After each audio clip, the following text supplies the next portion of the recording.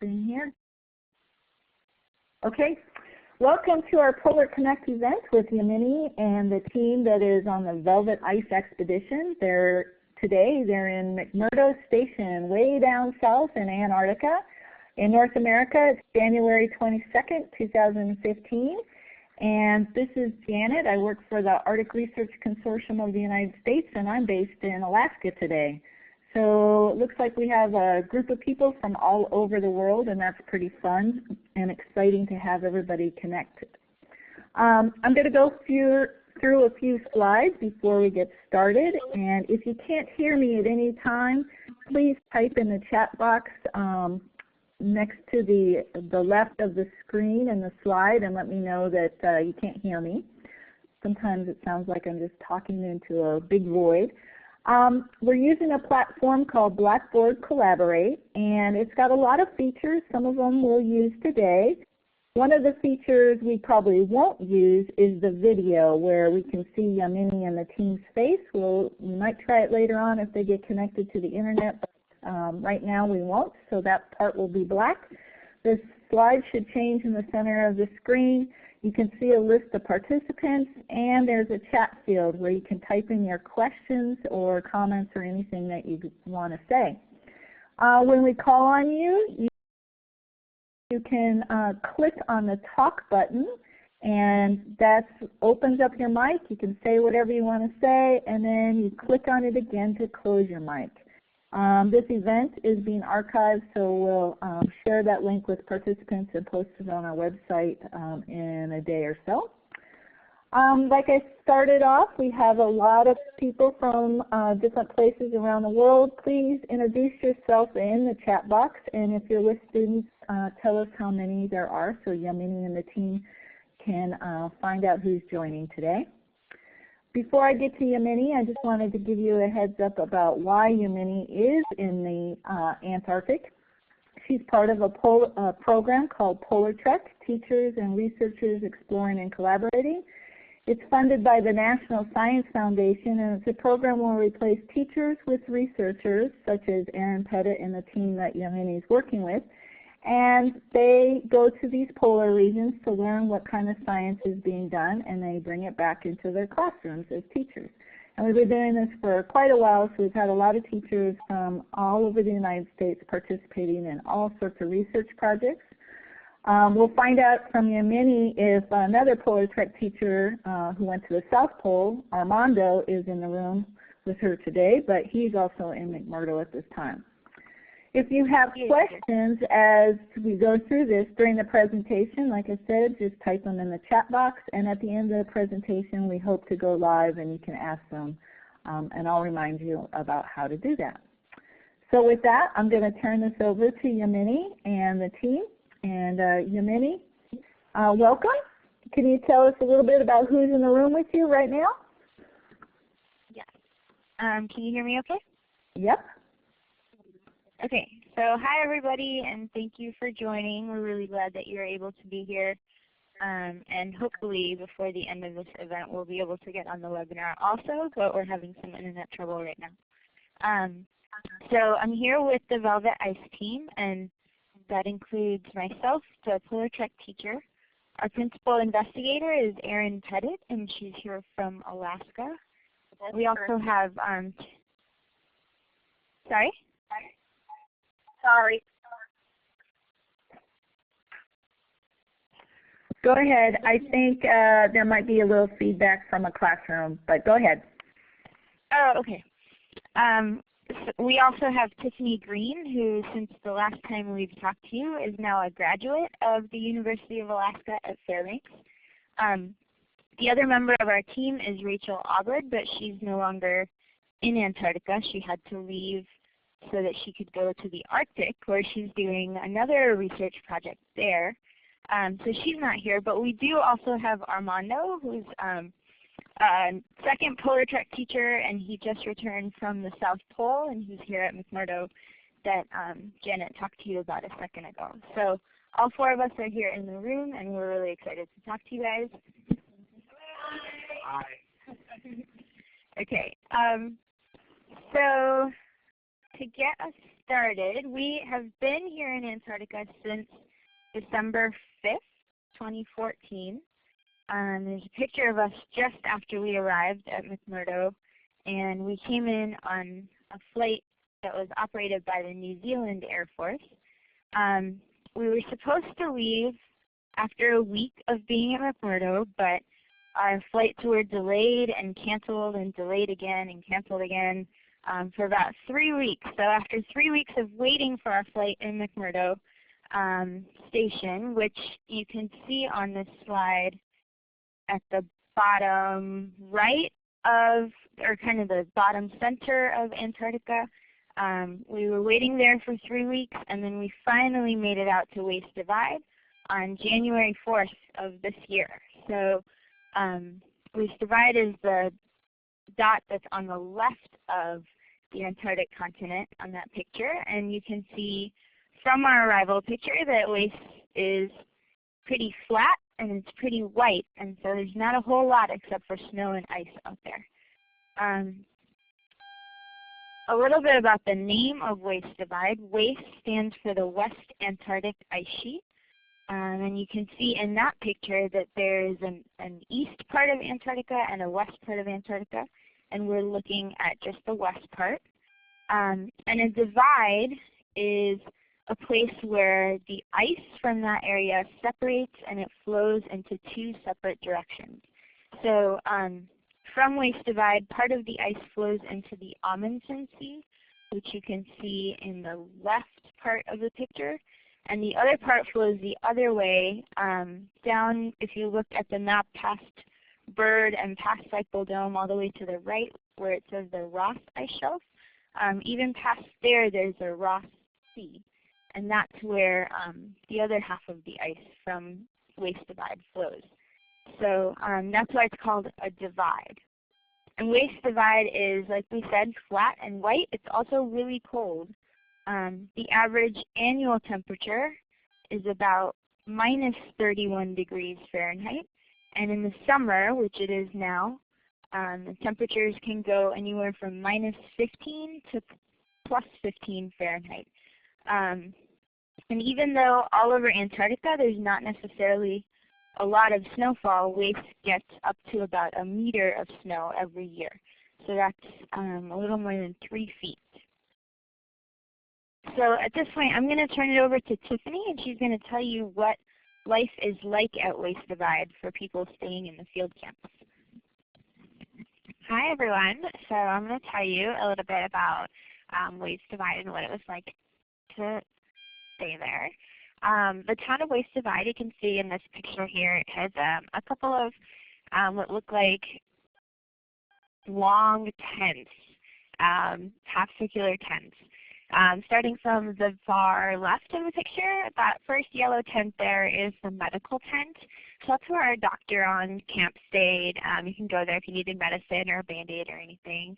The next tent over to the left one tent is the rec tent, so recreational tent.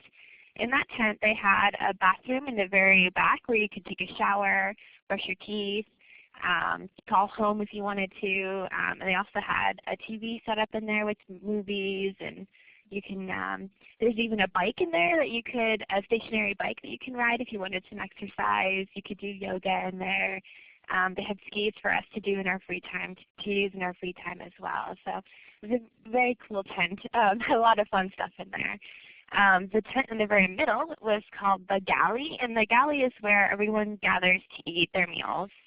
It's probably about 2 to 3 times as long as these other tents that you see here. It was very big. It had enough space to accommodate about 60 or so people.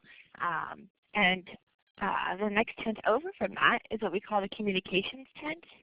And that is where they talk to, the camp staff talks to people back in McMurdo. They have to call in every day just to let them know that everyone at camp is safe, and calls and lets them know if it's safe to fly a plane and all of that kind of stuff. The blue tent on the far right of the picture is actually where our office is. We called it the blue tent or the velvet tent. Everyone in camp called it the gimbal tent. So it had several names, but that was where our office was. And yeah, so that was a very cozy place to stay. eating at Waste. So back to that middle tent that you saw in that previous picture. This is the inside of the galley. You can see the little picnic tables, and then our cook Francis and Chris, as well as Kyle, were all of our kitchen aides, kitchen cooks, and help. They made wonderful food. They called it the Oasis Kitchen, which was a fun use of the name of our camp to in the galley there. So showering at Waste, we're actually very lucky at this camp to have a shower set up, because most camps don't have a shower at all. You would just wait till you got back to McMurdo to take a shower or use baby wipes. Our procedure for taking a shower was very specific. Water is pretty precious out at these camps, and we have lots of snow around, but we have to melt all the snow and warm it up in order to use it. So we would shovel about 3 to 5 big trash can fulls of snow in order to take about a 5 to 7 minute shower or so. And we used special shovels, special buckets, and special gloves to make sure that the snow stayed clean. No one was allowed to walk or anything in that area, just to make sure that everything was sanitary and good. And then on the bottom picture on the same slide, you see that big metal box type thing next to a tank. That is where you put the snow and it would melt it, and then from there we put it into the tank, and that's where the water came from for the showers, which you can see in the picture on the right there. You can also see the sinks where we could brush our teeth and wash our face and all that. Oh, and we were able to shower as much as we wanted to, but you'd have to shovel your own snow. So we ended up only showering maybe about once a week or so for a couple minutes. The bathroom situation is also a really cool one. So there's a picture on the left is, let's see, how do I explain that? There's a little cardboard or like a little wooden kind of structure in the picture on the left, and that is what we call the P flag, and that is where Guy's Kingdom. And then in the black box on the far right of the picture is an outhouse. So there's a hole in the ground and a seat in there with toilet paper and everything, and you can do your business if you needed to. But when you're out in the field, you have to be very careful, because Antarctica is a very precious place. And so we brought pee bottles, which you can see Rachel holding in the picture on the right there. And so, yeah, they look just like the water bottles. So we had to mark them very, very carefully to make sure that everyone knew that there was pee in the water bottles and not to drink them. So yeah, we would go to the bathroom in the water bottles and then bring it back to camp and dump them out at camp. So our living conditions we called Tent Village. It was a big structure of tents. There were roads kind of that you could walk between the tents and an outhouse out there.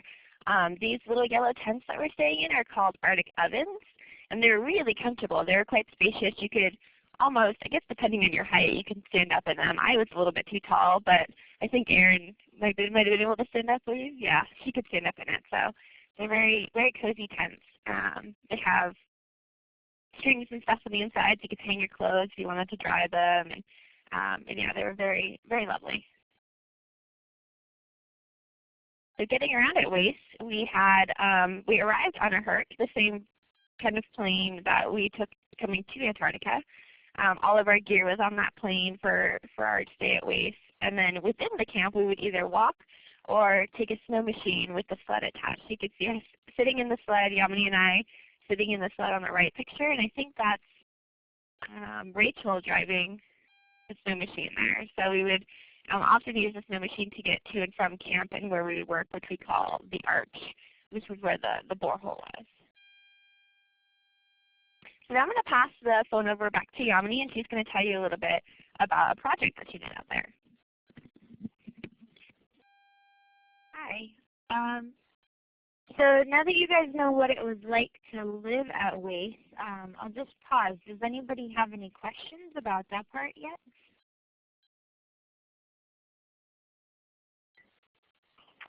I had asked a little bit earlier how many people were living out at the camp. It looks like a lot of people to support at one time. Yeah, we got up to about 45 or 50 people at the most when we were out there. I think the camp has been built for more people, so I think at the most there have been about 80 people when the Ice Core project was going on. But this season, I think the max was a little bit over 50 when we were there. And somebody was typing that there's about 5 or 6 science teams out there in addition to the camp staff. What kind of science is everybody focusing on? Is it the same kind you guys are doing, or lots of different projects? There were different projects. Most of the teams this season were also borehole logging teams. So we'll get into what we did for logging the borehole. I think there were 3 teams altogether that did borehole logging this year. There was one group that was doing seismic work, so they were looking at any kind of seismic activity out in the area around camp and a little farther out of camp. And there was one team that is called PolarConnect, and they are part of a much bigger project, and they actually go around to different places in all over West Antarctica, I think, and they were servicing different stations that we use for GPS and for weather and for seismic data collection. Okay, thank you. I think that's it for right at the moment, and I'm on the next slide, the snow pit project. Okay. So, just sort of to lead into what our research was, we're going to talk about a project that we did with a snow pit. And the idea of a snow pit is that it is a structure we can create that allows us to see the layers of the snow. So if you've been following the blogs at all, or if you were on our last webinar, you might remember that Waste Divide, one of the reasons that there's any science happening there at all, or one of the reasons why it's unique and significant to the scientific community, is because it's a place where there are many, many layers of snow that have piled on top of each other and that have not melted too much and that have not deformed or gone away over the past 60 to 70,000 years. So if we dig into the snow, we can actually see layers in the snow and in the ice, as well as like other matter that has been around from the atmosphere and from the air and dust, volcanoes, anything that was around Waste Divide that has been preserved in the snow. So the layers of snow and ice at Waste Divide are what make it very significant, and the Snow Pit project was one way that we were able to see those layers. So to build a snow pit, we marked out a territory, and you can see in this picture that there are a lot of black flags that are sort of in the shape of a couple of boxes. And we dug a big pit, so it was about 6 feet deep, deep enough for people to stand in comfortably. You can see these 2 guys at the end of one day's work of digging out this pit, and I think it went a little deeper than that by the time we were done. Right next to that big pit, you can see this man in a white hat who's digging a smaller trench. So it went just as deep, but it wasn't as big because nobody really needed to stand in it, except that the guy had to be able to get out of it once he was done digging. And so with the big pit, we cover the top of it with plywood and wooden beams so that it gets really dark inside of that pit. But on the trench, we actually let light come in and didn't cover it. So over here you can see the stairs that are leading down into the pit that's covered, and if you look behind it, you can barely see a little bit of the trench, which is uncovered, just in front of those flags that are shaped like an X. So when the light shines through the trench and you're standing in the dark pit, you can actually see the only thing that's between that trench and the pit is one thin wall of snow. And as the light shines through, you can actually see all the layers of snow and ice in that wall. So hopefully you guys can see from this picture that there are some darker layers and some lighter layers, and that these patterns kind of continue all the way down. I think Erin's going to be talking about that a little more. The little colorful spot on the left is just some fun that we had. We wanted to add a stained glass window. So we had a part of the wall that actually broke through, and we pieced it back together like a puzzle. And Erin used her watercolors to paint it and make a pretty design just to add some fun. So some other fun things that we were able to do in our snow pit, we carved out a throne. So you can see the picture on the left has a little chair that someone can sit on and a cushion for them. There's a little armrest that's carved out so you can put your arm up. And it leads into a shelf, which one of the guys at camp dug a little hole to be kind of like a vase, or what he called a decanter, and he put some Slim Jims in there because he wanted beef jerky when he sat in the snow pit. So we also, if you look to the right, you can see a closer picture of the stained glass window that we made, and then just below it you can see the stairs that we built that you can walk on to come down into the snow pit. And all the way at the bottom right, there's a picture of Tiffany looking at our mini disco ball that we hung up in the snow pit. So on the first night after we had finished building it, we did take an iPod and some speakers, and we had a little mini dance party in the snow pit. So it was fun, but we also learned a lot from looking at the layers of snow and ice. And understanding those layers of snow is really what our research is all about. So at this point, I'm going to pass it on to Erin, who's going to tell you a little bit about borehole logging and the data that we collected. Are there questions about the snow pit before we go on to that?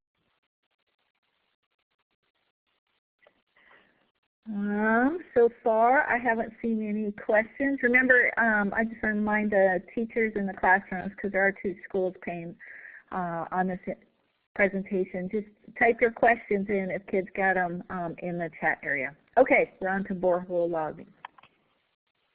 All right.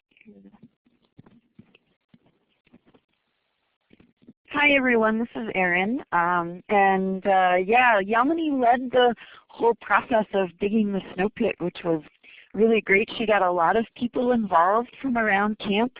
Some of the other science teams who didn't quite have, they weren't able to do some of their work would jump up and offer. I can't be able to see that because it's not showing me. Sorry, I'm sorry about that. There's a little confusion here. So anyway, Yamini did a great job at leading a team to build the snow pit.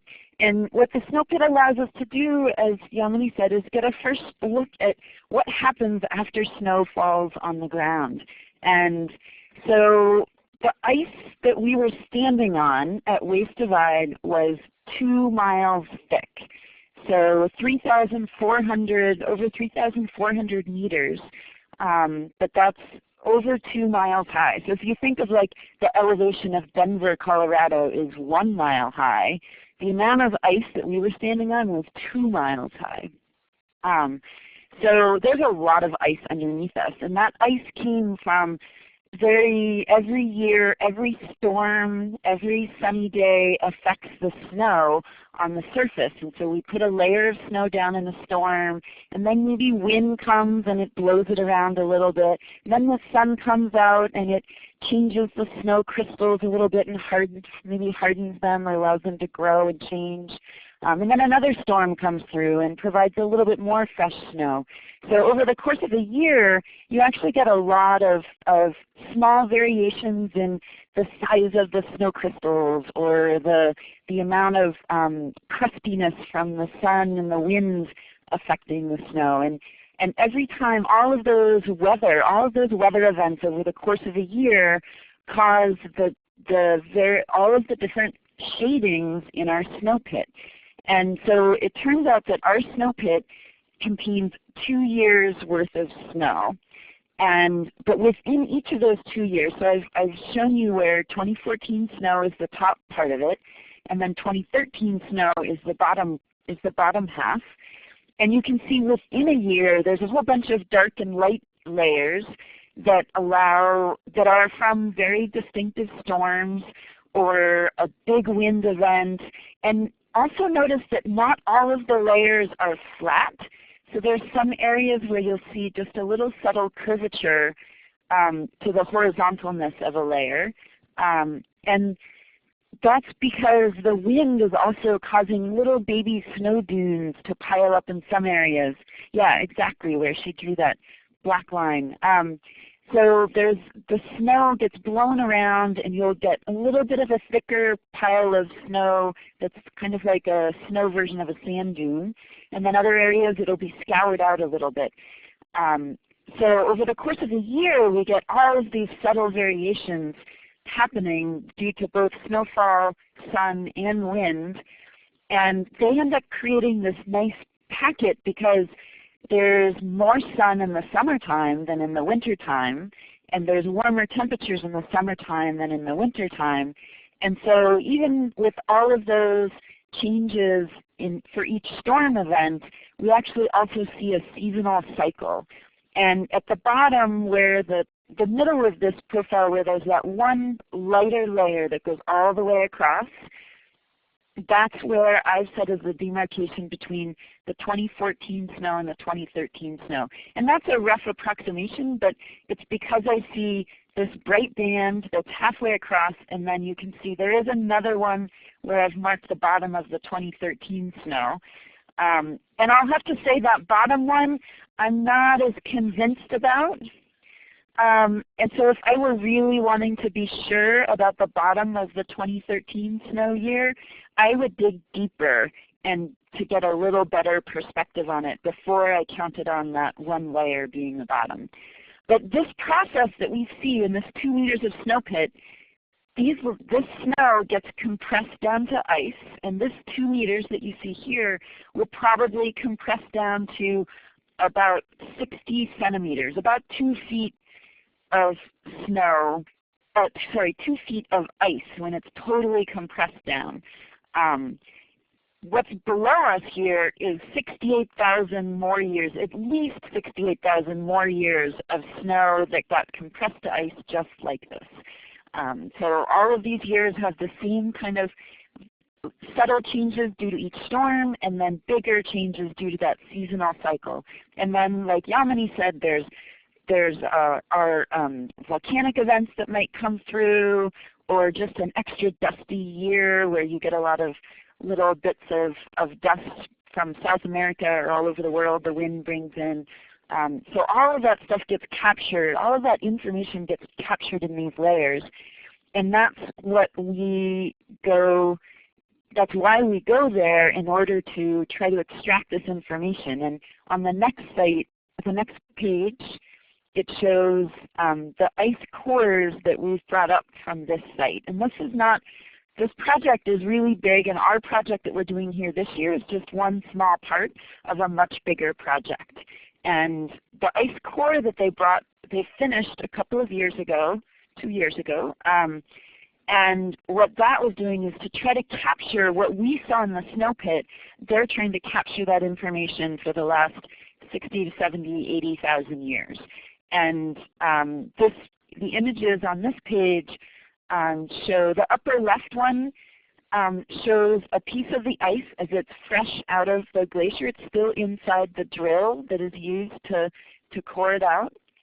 The next one down below shows one single ice core. So this is 1 meter of ice, but because it's snow that is compressed to ice, there's probably at least 3 or 4 or 5 years worth of snow in this particular section of core, maybe even more, depending on how deeply it was extracted from. On the right there, you see there's a different tray for each of the ice cores.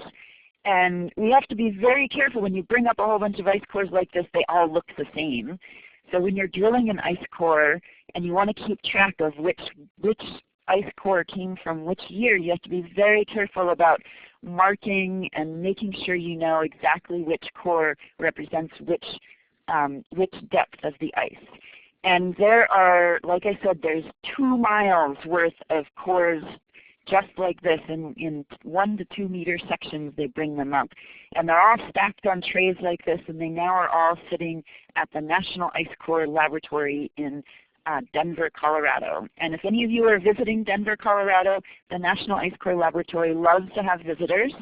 You're totally welcome to call them up and say, I want to come visit. And most of the time they're able to let you in and give you a little tour of all of the ice cores that have been drilled from the Antarctic and Greenland. But the ice core is finished, and now we're here. And we're here because, as you see on the next slide, there's just a big hole in the ground.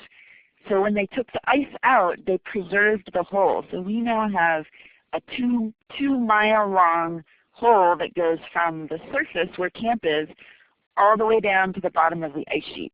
And that hole is about 5 inches in diameter, so it's not a very big hole, but it goes all the way down to the bottom of the ice sheet. They keep it open because, well, yeah, go into the next slide actually. Because the cool thing about this hole is that the hole is actually moving with the ice. So this whole ice sheet is evolving and deforming and flowing. It's trying to flow out to the Amundsen Sea on one side, and it's trying to flow out to the Ross Sea on the other side.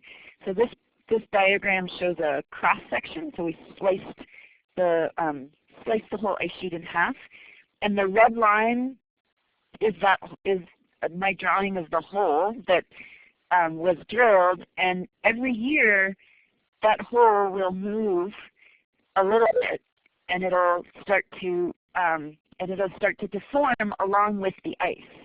So we can watch the movement of this hole and learn a lot about how the ice is flowing. But in order to do that, we have to keep the hole open because the ice wants to close the hole. So we fill it with a fluid that is cold, so it has a low freezing temperature, so it doesn't freeze, but then it will match the density. So we can keep this hole open for maybe even 10 years or 15 years into the future, and we can watch it move, and we can access that deep ice even though the ice core is already gone. So what we were doing was trying to measure the movement of this ice with this special opportunity to actually be able to access this deep ice. And we have a tool that you can see hanging in the left figure here. It's a long, skinny tool, and it's got this ribbing on it, and that ribbing just helps it keep its place within the hole. But what this instrument does is it tells us very accurately what the geometry of that borehole is. It tells us if it's straight up and down with vertically. It'll also tell us whether it's circular or oval. It'll tell us where it's gotten fatter or skinnier as we go down the hole. So it's a very careful measurement of the geometry of the borehole.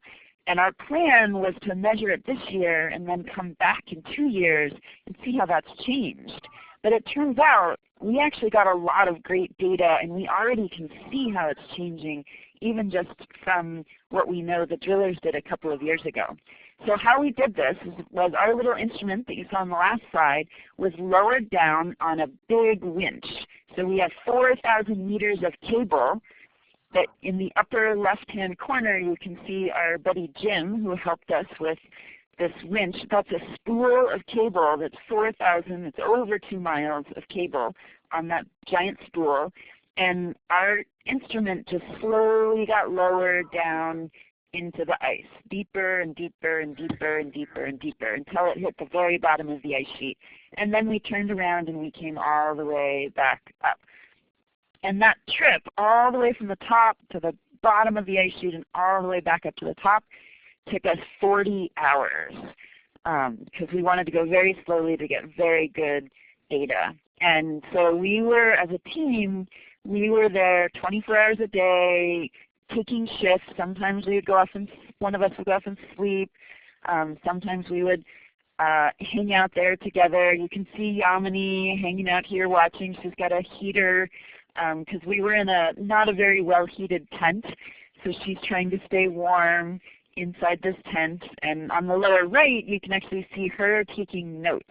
And every 10 minutes, we would take notes on what the instrument was doing and making sure everything was going okay for this 40-hour time period. So it's kind of a big marathon of data collection. But it actually went really well. And I think on the next slide, you get to see a little bit of our first data that came out of it. Can you go to the next slide? There we go. So in the upper left corner, you can see what we were looking at on the screen. And this is the Goldilocks is the little action figure there. She's a hard-working, tool belt wearing action figure girl doll that was our mascot for this trip. But then on the computer screen, you can see the big numbers, 2615. That's how many meters down we are. So this is about 2/3 of the way down. And then you've got a nice circular plot there and in the middle of that screen. And that's telling me that the data looks really nice because we want to see a nice circular borehole. Every once in a while we get crazy noise that would look weird, but we actually got really good data. In the lower right here is the specific data that we did get. This is just the bottom 300 meters of the borehole, and I'll show you more about it on the next page. But we were just really excited to get cool data. So this is just a different version of plotting what was collected by the computer. And if you go to the next screen, I'll show you what. The computer is just to answer that question, the computer is a GTAC, kind of like a Toughbook, but it's a different model. So it's just a burly it's just a burly computer that can handle cold weather. So what are these data telling us besides being a nice pretty blue and white image? So 2 years ago when they left the borehole, they finished drilling. The drill drilled a nice circular, pretty straight borehole. And like I said, we filled it with fluid. And then it was left to sit for 2 years. Nothing happened. Nobody was in it. Nobody did anything for 2 years.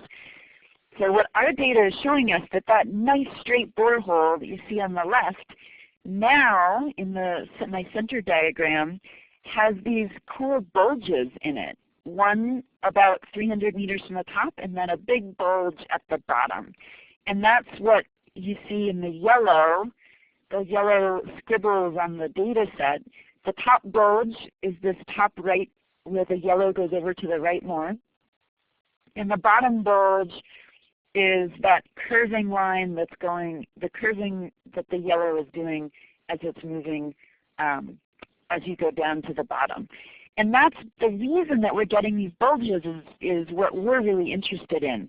So ice is warmer at the bottom and it flows a bit more, it oozes a little more easily. So this bottom bulge, a lot of that is due to just the warm ice being softer and it's just bulging outward under the pressure of the fluid that's in the borehole.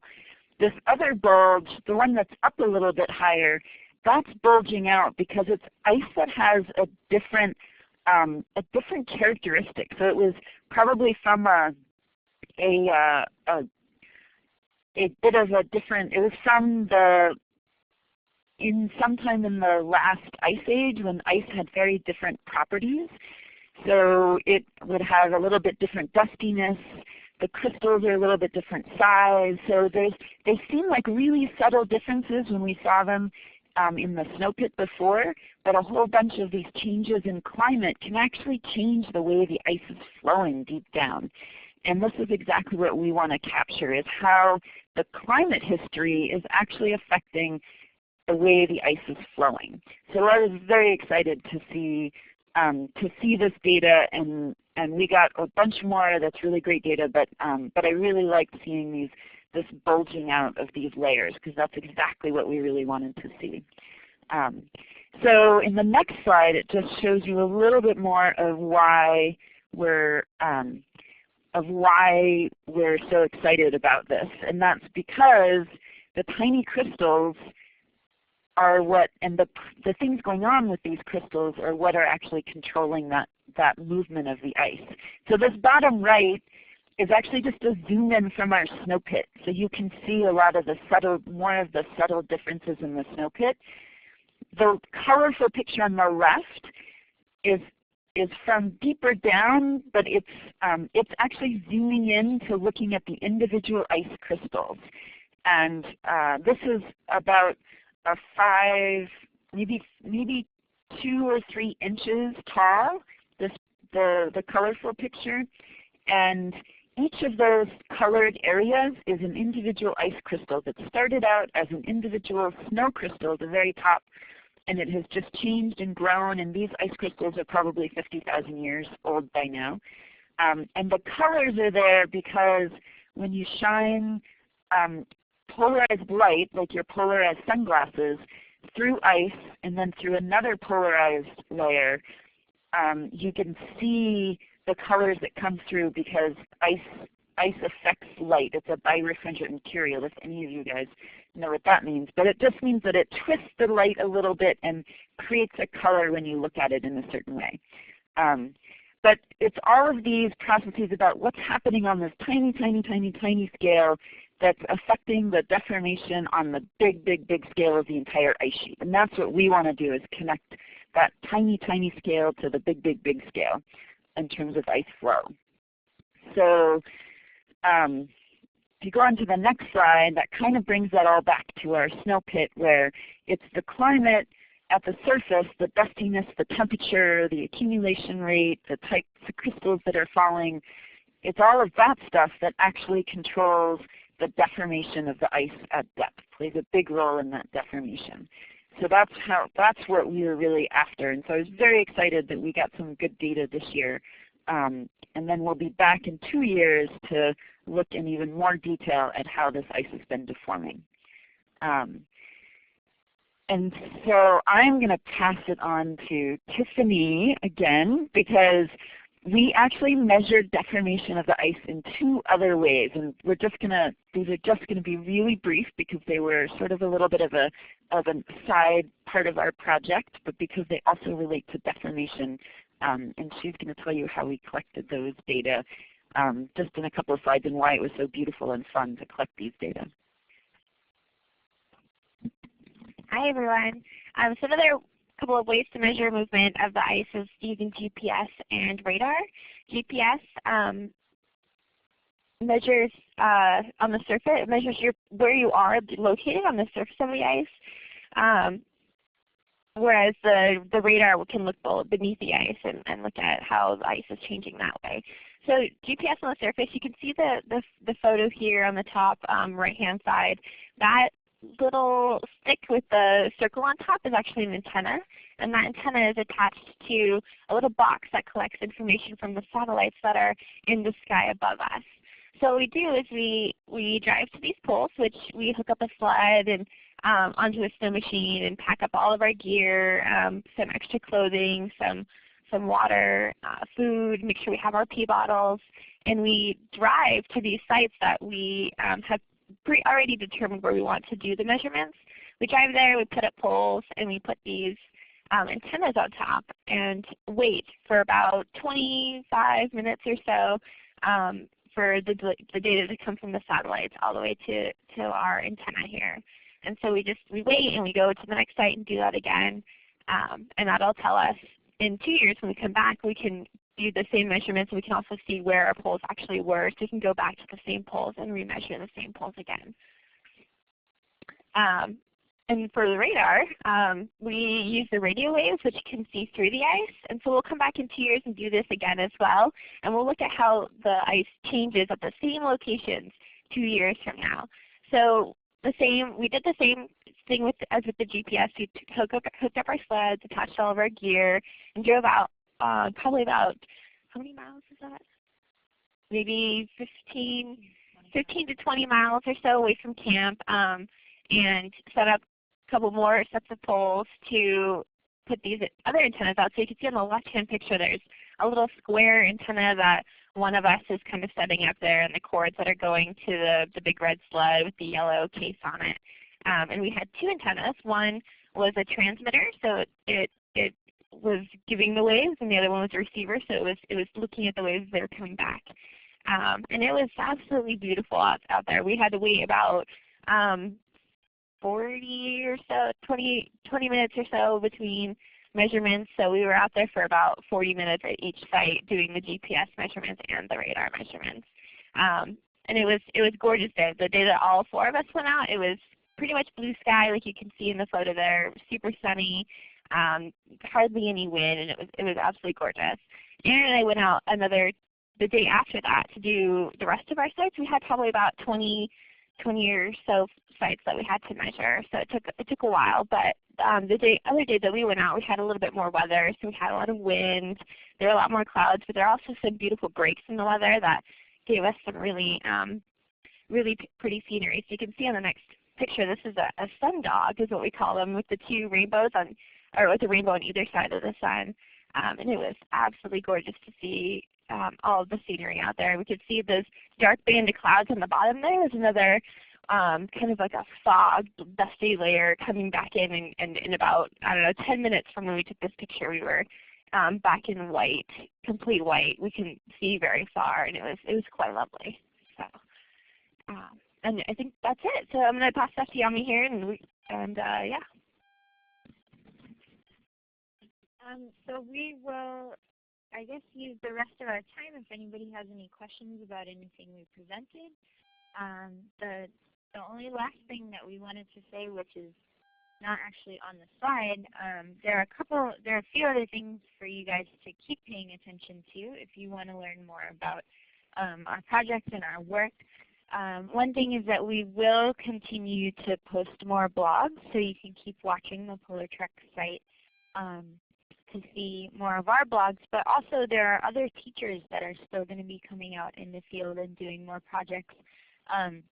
Armando is one who is here with us now, and he is finished with his project at the South Pole, but you guys can also find his website and read about that, as well as other work that teachers and scientists are doing here in Antarctica.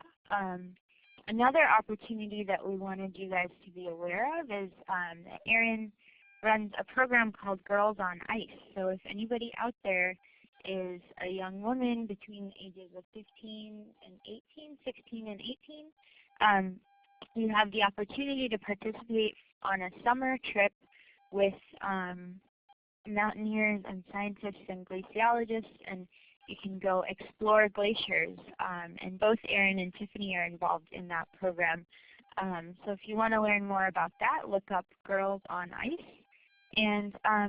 And then the last project, we mentioned briefly that our other colleague from our team, Rachel, has left here to go to Alaska to start an Arctic field season. She's actually going to be driving across the country with ice core samples from sea ice in the Arctic, along with some students of hers. And so she is planning to stop at different schools, and they're going to be giving presentations. And their project is called Ice Knit. So if you're interested in any of these, you can contact us through PolarConnect, and our contact information is on the last slide that you see now. And you can ask us questions about any of it.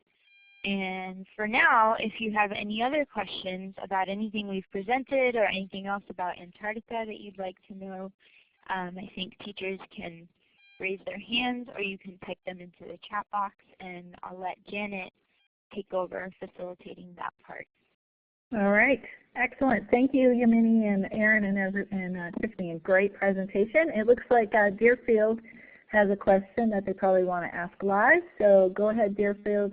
Click on the talk button, ask it, and then turn it off when you're done. The children want to know, how long did it take to dig the snow pit? How long did it take to build the snow pit? Yes. Okay. So we had about 2 days to do it because, like we said, our trip which was supposed to be a month, got cut down to 10 days, and so we were kind of, we had to work really fast. But since we got help from a lot of people at camp, that big pit that we showed you a picture of that the two guys are standing in, they finished that. Pretty much just the two of them finished digging that in about 2 hours.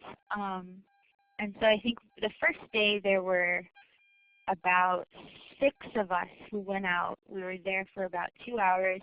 We mostly finished the stairs. We finished digging that big pit. And then we got about halfway down on the trench. And then we went back again for the second day. And I think that day we were out there for like more hours, maybe like half a day or so.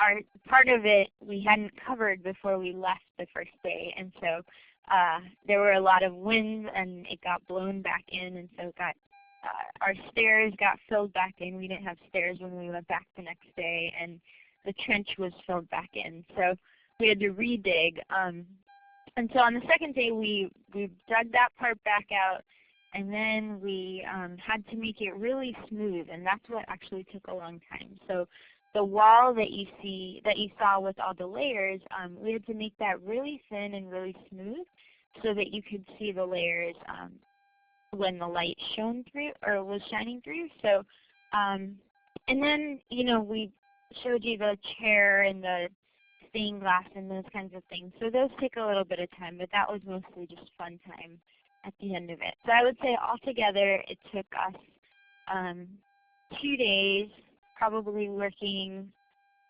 8 to 10 hours, and we probably had a total of like 12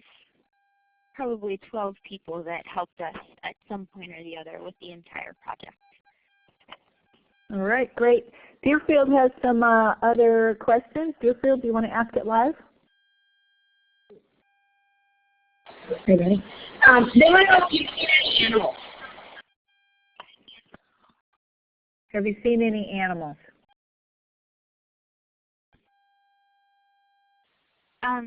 We have seen some animals. So in the early part of our trip, we went on a couple of field trips around McMurdo. One of them was to the pressure ridges, and so Tiffany, Rachel, and I went out there, and we got to see a lot of seals when we were there. Right here in town, we can see a lot of skua birds.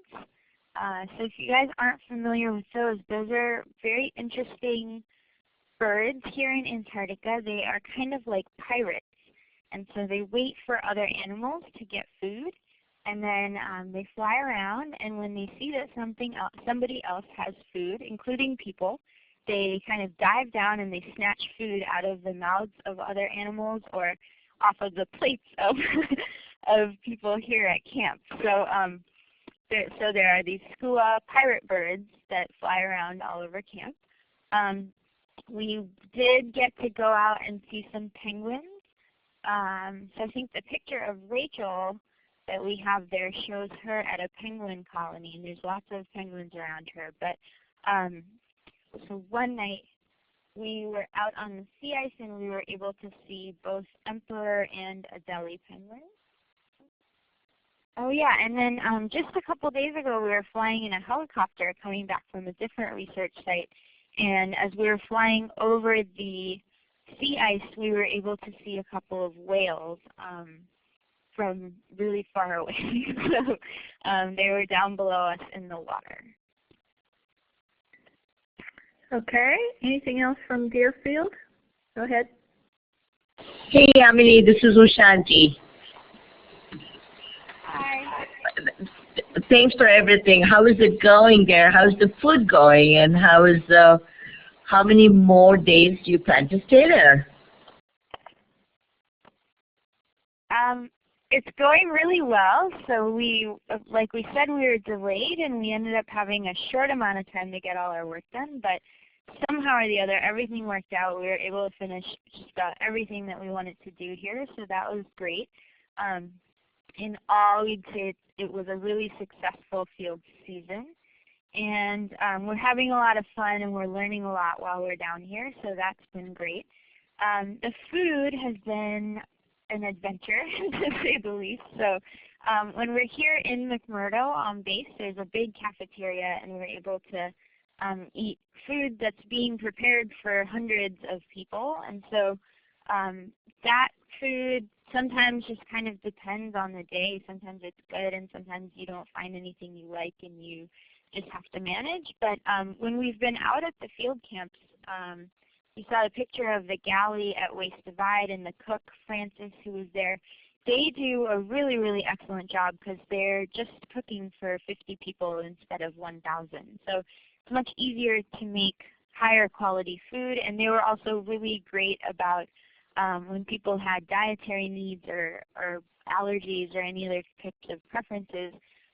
They were good about setting aside food. So 3 of us didn't eat meat on our team, and so they would always have a vegetarian option available for us, and they would set it aside and make sure that nobody accidentally took all the food that we had to eat and stuff. So that has been really great. And I'd say overall everything has gone really well. We are actually supposed to leave on a flight tomorrow morning, so this is our last full day here at Antarctica. And it's kind of hard to believe that the whole trip is drawing to a close so quickly. But we're excited. So while you were chatting there, Yamini, there was a question about powering the camp, and so maybe somebody could explain that real quick.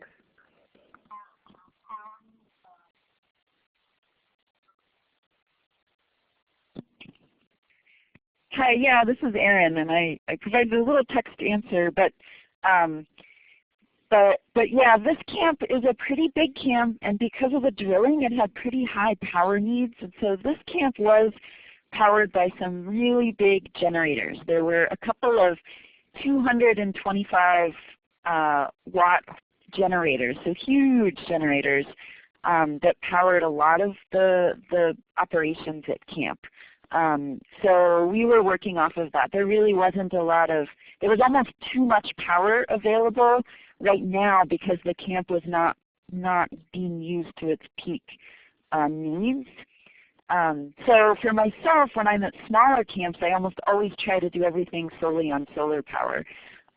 But at this camp that wasn't possible. But that is how we get it. We have big generators that run off of the same fuel that the aviation fuel that the airplanes use. Does that answer the question?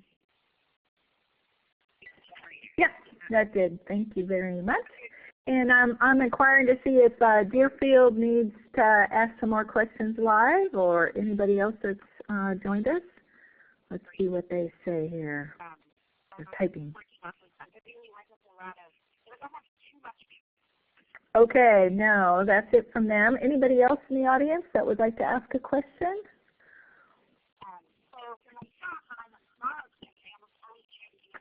All right. All right, I think that's it. So great job, ladies. So what is your plan? When do you guys head to New Zealand again? And then home?